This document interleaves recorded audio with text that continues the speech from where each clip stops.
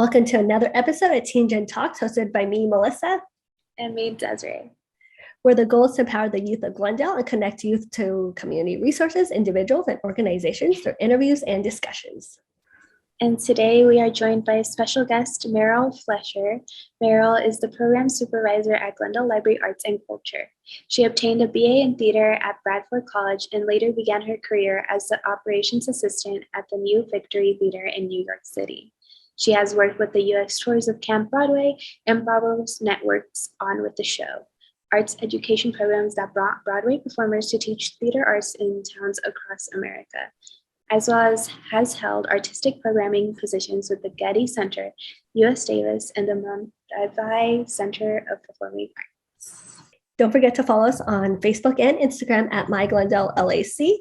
Don't forget to also follow us on Spotify, Apple, or wherever you listen to our podcast from at TGT Talks. Also, make sure to give us a like and subscribe to our YouTube channel, Glendale Library Arts and Culture, where we post full videos every Friday at 4:30 p.m. Thank you, Maryl, for taking the time out of your day to talk with us. We have a lot to discuss.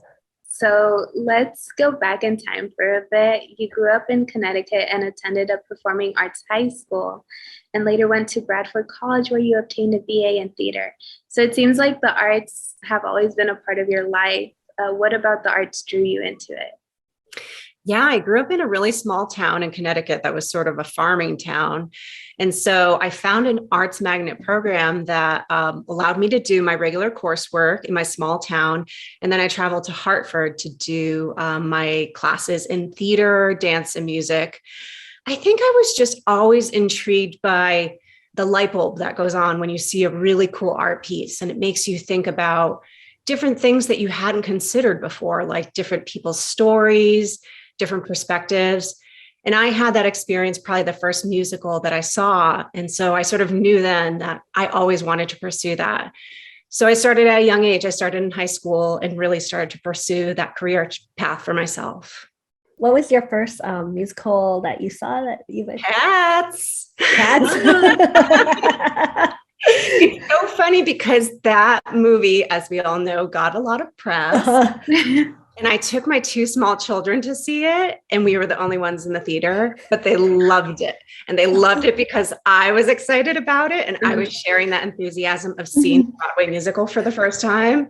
And I knew all the songs. And so they had a very different viewing experience than maybe many others. But yeah, it was that same shared love of like, this is what it's all about.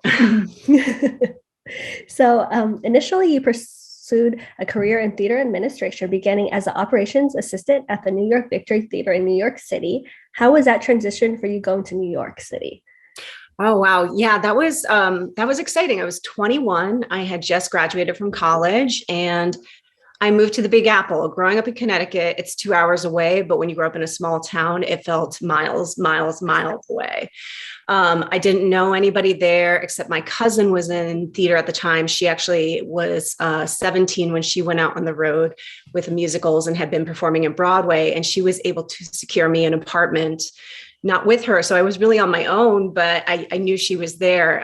But that was really just sort of like this journey for me. And it was hard. It's a very hard city to start out in, especially in theater. But I found my way. And I think a lot of what I did was just making friends along the way, asking questions. And there was a period of time in New York for me that was really hard. And I wasn't sure if I wanted to stay. And I sort of vowed to myself, go through the next 6 months saying yes to whatever invites you get. So like a play, a party, whatever it was, like, just say yes. Like, what do you have to lose? And that sort of changed the tide for me. I actually met my husband during that period. So you never know what will happen. But I think it was like sort of changing that perspective for me of the city is throwing a lot of obstacles your way. Just try to like roll with it. Try to like see what happens if you just like ride the wave and say yes and go along with it. And then I just started going out to all these shows and meeting all these new people and just exploring this like amazing city. And then also on the weekends, I would do that. I would challenge myself. I would like find one coffee shop that I'd read about or art installation or some cool thing. And then I would have to sort of figure out the subway system to get there. So that was like little personal challenges I did to just sort of like embrace the city as a whole. And you honed your skills of team building and logistics as the company manager of the U.S. tours of Camp Broadway and Bravo's network on with the show. What was that experience like? Yeah, so I was working at the New Victory Theater in operations, which was an amazing first job because you are a hub position. You really have to learn every aspect of the theater to get people what they need, as far as just from the ground up electronics and also all the scheduling and logistics of the theater itself, all the wheels that turn in a theater company. And I love that. But after 2 years, I thought, I'm in my early 20s, I'm single, I want to explore more. I want to see more of the world. And I had known, obviously there's a huge touring factor of theater. So I'd been looking at company manager positions, which are very similar to what I was doing, but they're a little bit more focused on both like the people that are working in the company, as well as all of the logistics. You have to have a good brain for thinking 2 to 3 cities ahead while dealing with the problems of the city that you're currently in, and just day to day, like negotiations and problem solving. And so I got this great position with Camp Broadway, which is a national tour. It's an arts education program where they take Broadway performers and they bring them out on the road around the US. They probably have more cities now. When I was doing, I think it was 7 or 8 cities. And they do a 1-week-long camp for kids like 9 to 17 years old.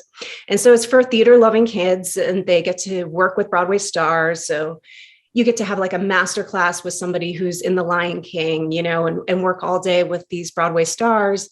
And at the end of the week, they would put on a half-hour mini musical for friends and family. So it was really cool. And we would do these in the historic theaters around the US, whichever city we were in. So it wasn't like, oh, we're just going to like do this in like some rec hall somewhere.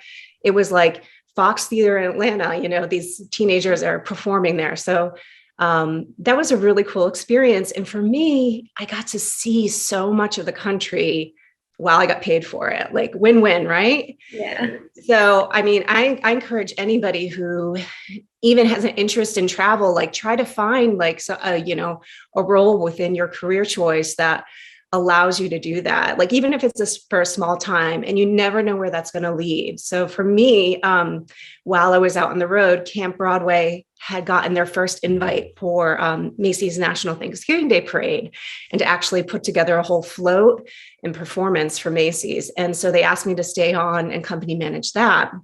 So that was 200 dancing kids on a massive steamboat float in not Times Square, but Macy's Herald Square. And then, so we rehearsed for months for that. And we did it with a cast of a popular TV show at the time called American Bandstand with Joey Lawrence. I don't know if you remember that, might be before your time. And then right before, like 2 nights before Thanksgiving, they realized like, okay, Meryl's been working with all of the kids, but like, what is she doing when we're actually dancing? Like, how is she still with everybody? So they threw me into costume and got me dressed up like the rest of the cast. Luckily, I'd been watching on the rehearsal, so I knew the dance number. So I just performed with the kids at Macys Thanksgiving Day Parade. But that was a cool experience. And that was something that I had not been planning. It was just sort of like being in the right place at the right time, knowing all the players, like asking the right questions and being ready for it. So talking about the Macys Thanksgiving Day Parade, what was the hardest part about it all? The logistics of it. I mean, anytime you're working with a large number of students and especially young children, that is really hard. There's a lot of responsibility there. We were moving through the city. When you get closer to the parade date, because there's so many large groups that have to rehearse, you literally will be offsite at a rehearsal studio, maybe 10 blocks away. And then you have to move your entire group down to 34th Street, which is not always easy on a subway. You don't want to do that with a bunch of people. So we would literally be walking them down the street to get them to the rehearsal. And then, you have to make sure your staff all has their charges and that everybody is accounted for. The choreography comes together fairly easily. You work in groups and then bring it all together for a big dance number. And then you get one shot to rehearse it the night before. So that's it. Like, you have this one moment and that's going to be it. And then you never know what the weather is going to be. So you show up on Thanksgiving morning, you have to get there about 4 a.m. to get in line with all the floats, and it's cold and it's dark. Everybody's hungry. So, you have to sort of be ready for all that stuff. And then you have to sort of wait as you go along the route and still keep everybody's energy up so that by the time you get there, you're ready to go. So lots of little things and things that I didn't really know, but we just sort of had to figure out as we went along. But I think that's sort of the name of the game of working in the performing arts. So from being company manager to then holding various artistic programming positions at different locations, one being the Getty Center, what did you take from your previous role to the other roles that helped you acclimate better to whatever new position or place you arrived at? Yeah, I mean, I think overall, I just tried to be really flexible in my mindset and sort of how I approach things. You're always working with different teams, but especially in the arts, you work with a lot of different personalities and a lot of different egos. And so you learn very quickly to figure out what's important for everybody to get to the same goal. Usually people just want to look good in their position. So if you're in a position that you can support that, that's what's important, and that's what will make you shine in your role.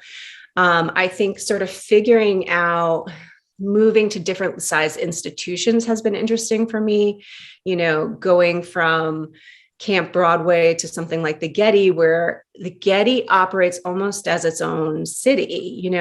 Living in Los Angeles, they always say when you're in training as a staff member at the Getty, that's one of the safest places to be if you ever have an earthquake, because they have this whole infrastructure set up and they have this whole security system, and it all operates that way. So you have to sort of learn how to work within that framework. But again, I think those lessons that I sort of taught myself in New York about just making friends wherever you go. So I would just ask people their names from, anybody, janitorial staff, people who are in the parking structure, and introduce myself. And that way they always knew me, I always knew them. And it just helps you in your job. Part of that is just my personality, but I also realized it was very strategic because working in performances, I was often the last person in the building. So I always wanted people to know, like, hey, I'm here still. And I also wanted to know who was there and who could help me if I needed help, even just in your daily job. So that's been a really big thing for me. And that's sort of like carried throughout my life, that I often will just sort of introduce myself and ask people who they are and find out what they do. And you never know what you're going to find out. You might find out like the next connection that's going to help you along your way, or the next connection that's just going to be impactful in your day. You don't know. So you also oversaw the artist department of the LA Philharmonic at the Walt Disney Concert Hall and the Hollywood Bowl. If you could talk a little bit more about that experience. So that was a really big part of my life. I started that position right as the city and the LA Phil was onboarding Gustavo Dudamel, who has become a fixture in our city and has headed up the LA Phil since 2009 as the music director.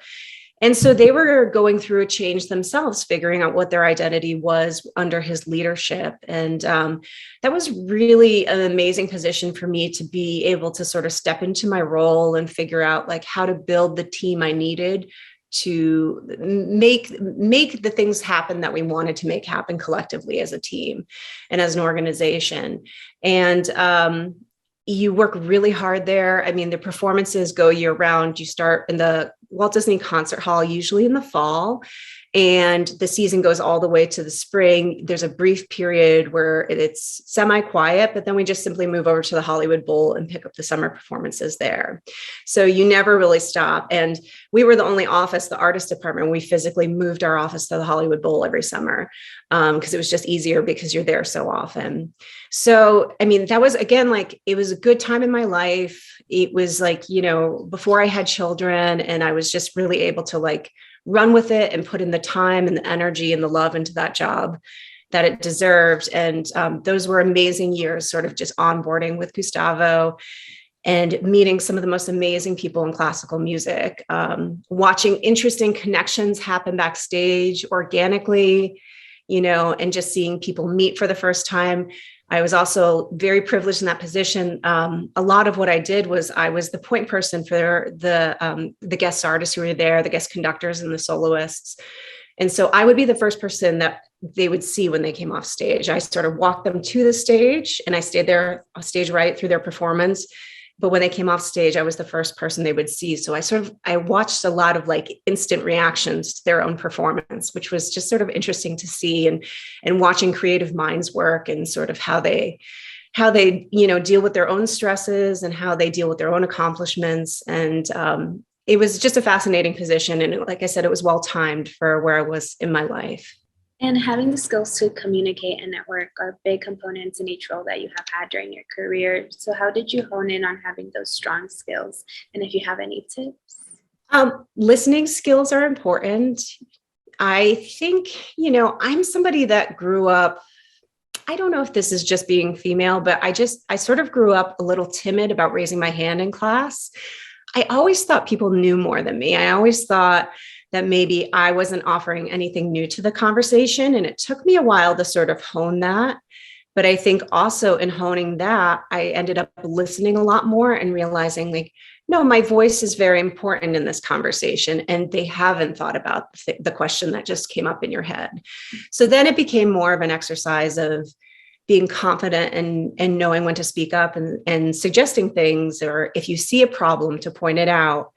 I also think it's really important in your role to own your work, own your mistakes, be able to openly talk about those things in teams and meeting settings. I think that's really important for your personal growth and your team's growth. I really believe in speaking to people the way I would like to be spoken to, especially by managers. So for me, that's just a conversation, and it's just about, let's understand what happened in this situation and tell me your thought process that you were going through. So if something went differently than we had expected, we could sort of think about what was the ideal outcome and how can we get there next time. But that's just practice. And I think that's really just sort of like leaning into uncomfortabilities with that, which is hard to do. We're taught not to do that a lot. But I think practicing it in small ways that you are comfortable with really sort of helps for those bigger conversations. And so I think, giving yourself that like risky feeling of like, okay, maybe this piece was I'm not really clear on, but normally I wouldn't ask about it. Try just say like, can you just clarify that? Little practices like that will sort of get you ready for like larger issues and negotiations and things that we aren't often taught in school settings. Those are things that have to be practiced sort of just in real life and on the job. So now that you are part of Glendale Library Arts and Culture family, how has it been so far and what is your main role? Well, my main role is overseeing the marketing for all of our branches, and it's been wonderful. So this is a very interesting time for all of us, right? Like I'm knocking on wood and crossing my fingers. We're hopefully coming out of COVID. But we don't really know. We don't really know what's ahead. And we've already sort of experienced this slide once, this summer. So I feel that, and I feel that with our community. And I think we've seen that in the numbers for people who are coming back to the library. But I embrace this. I think that this is the best time for me to be here because we are all starting over together collectively. And my question that I'm trying to figure out is, what is it that people want? What is it that people are looking for from the library, and how can we bring that to them? What resources can we offer? How can we serve our community best? And we had this weekend, we had our first in-person event with Paul Ignatius speaking at the library at Central Library on Saturday. And that was a great attendance. And people were very enthusiastic and asking questions and happy to be back. So that sort of made my heart swell and thinking like, okay, like we want more programming. People want to engage more. And I think we're going to find ways to help them engage with the library that are both online, like the work that you have been doing, as well as coming back in person and figuring out, what is it that's important to you right now? The library sort of blows my mind with the amount of resources available that most people don't know about, right? I mean, if we just take Central Library alone, We have this amazing maker space where you can learn how to sew, how to use a 3D printer, how to make really anything that your brain can come up with. That's the space where you can make it actually happen. We have a sound studio where if you want to learn how to do a podcast, you could take a 2-hour class for free on LinkedIn Learning, which we offer with your library card, and then go straight to the sound studio and have an audio engineer sit with you right there and teach you how to use everything. And then you can use that sound studio again and book that to actually get your podcast out into the air. That's amazing. And that is all free for you with your library card. So, but these are things that I think a lot of people don't know. And so I'm just trying to learn, like, what is it that you need? Because if you're looking for a job, if you want to learn how to write better, if you just want to read a book, or if you just want a quiet place to sit that's air conditioned, the library has it. So there's my message, and that's going to be the work that I do in getting that out into the community. So you'll probably see that in lots of places. That's awesome. And also, I'm sure that there are a lot of new trends that come up in the industry. So how do you keep up with industry trends? I think following a lot of different social media accounts has been important for me. Instagram in particular has been really fascinating to me, watching that sort of explode and watching just the diversity of different people and the messages that they want to get across. And it's just such an easy, quick visual snapshot that it's so digestible.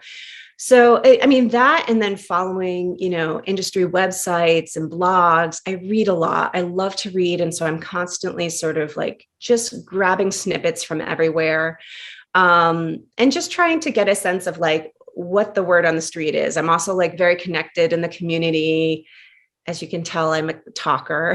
I like to have conversations with people. So, when I'm not at work, I'm around town and I'm exploring and I'm meeting people, or I'm at the park with my kids and talking to other moms and finding out, what are the things that they're doing? What are they interested in?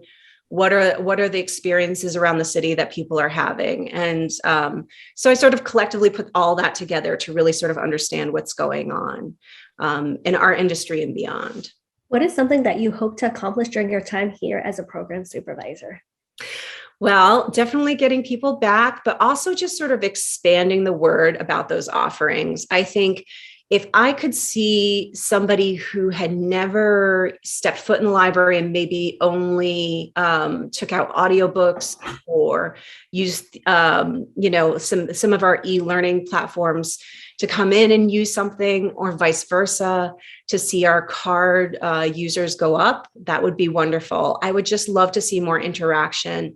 I also sort of think about the library as like this hub, again, for like a collective whole of what Glendale is as a community. And so I think the more that people are interacting with the library, the more they're finding out what else is available to them in their community. And so I think that just sort of helps businesses, it helps parks, it helps all the things around us, and it strengthens us as a whole.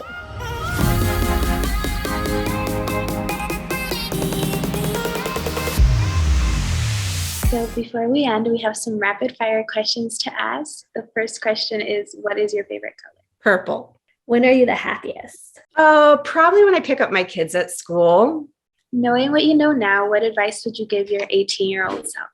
To not be so critical of myself, to just go with the flow and just, practice a lot of self-love, because everything you're doing, mistakes and all, it all leads up to the path you need to be on. What is a song that you have on repeat currently? Stevie Wonder's As. What do you want your legacy to be? She loved and lived life fully. What is your favorite movie? Goonies. What is a book that you have read recently or are currently reading that you would recommend? Oh, I loved Elizabeth Gilbert's Big Magic. It's a book about creatives and the creative journey, but sort of just being open to the creativity around you and seeing where that leads. So very similar to what we were talking about today. Thank you so much, Maryl. We learned a lot about you. Can you let everyone at home know about any upcoming projects and where they connect with you? Absolutely. Well, you can find all the programs going on at all the branches of our libraries at eglendalelac.org. And that includes online and in-person events and programs that are coming up. So check that out and engage with your library. Awesome. Well, thank you so much, Maryl. We really enjoyed connecting with you.